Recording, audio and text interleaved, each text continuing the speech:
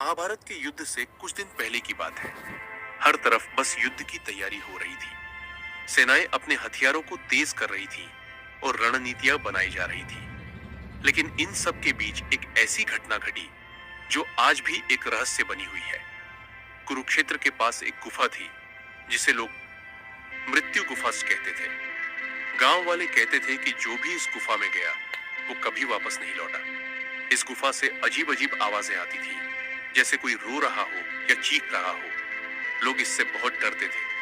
लेकिन एक रात अंधेरे में एक रहस्यमय योद्धा उस गुफा के सामने पहुंचा। उसका चेहरा ढका हुआ था और उसकी चाल में एक अजीब सा आत्मविश्वास था। ऐसा लग रहा था जैसे उसे किसी चीज का बिल्कुल भी डर नहीं था। उसने गुफा के अंदर जोर से कहा, मैं यहाँ अपनी प्रतिज्ञा पूरी करने आया हूँ। जैसे ही उसने ये कहा, गुफा के अंदर से अजीब आवाजें तेज होने लगी। ऐसा लगा जैसे सैकड़ों आत्माएं उसे रोकने की कोशिश कर रही हो। तभी एक बूढ़ा संत अचानक प्रकट हुआ। उनके चेहरे पर तेज था और उनकी आवाज बहुत गंभीर थी। संत बोले, कौन हो तुम और यहाँ क्यों आए हो? ये गुफा उन्हें निगल जाती है जिनके दिल में लालच, डर या घमंड होता है। अगर तुम इन तीनों में से किसी एक से भरे हो तो यहाँ से बचकर नहीं जा सकोगे।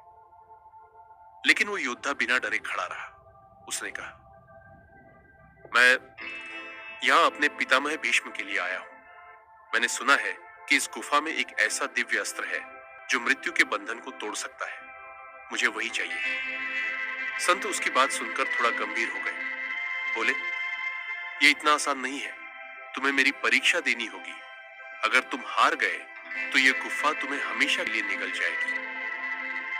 संत ने उस योद्धा से 3 सवाल पूछे। क्या तुम यह अस्त्र युद्ध जीतने के लिए चाहते हो? क्या तुम यह अस्त्र अपनी प्रसिद्धि और नाम कमाने के लिए चाहते हो? क्या तुम यह अस्त्र अपनी दुश्मनी पूरी करने के लिए चाहते हो? वो योद्धा बिना किसी हिचकिचाहट के बोला, नहीं, मैं यह अस्त्र सिर्फ धर्म और सत्य की रक्षा के लिए चाहता हूं। मेरा कोई स्वार्थ नहीं है। संत मुस्कुराए और बोले, तुम सच्चे हो। जाओ, यह दिव्य अस्त्र तुम्हारा हुआ। लेकिन याद रखना, इसका इस्तेमाल केवल धर्म के लिए करना। अगर इसका दुरुपयोग हुआ तो इसका दंड भी उतना ही भयानक होगा। योद्धा ने वह अस्त्र प्राप्त किया, लेकिन जैसे ही वो गुफा से बाहर निकला, वो गुफा अचानक गायब हो गई। अब तक कोई नहीं जान पाया कि वो योद्धा कौन था।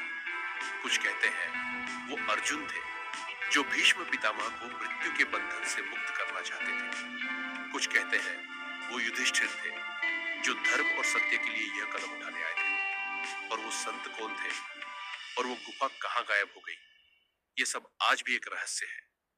युद्ध के दौरान भीष्म पितामह ने अपनी मृत्यु का समय खुद तय किया। कहते हैं यह वही दिव्य अस्त्र था जिसने उन्हें यह शक्ति दी। लेकिन यह बात आज भी तय नहीं हो पाई कि यह अस्त्र कहां से आया था और क्यों दिया गया।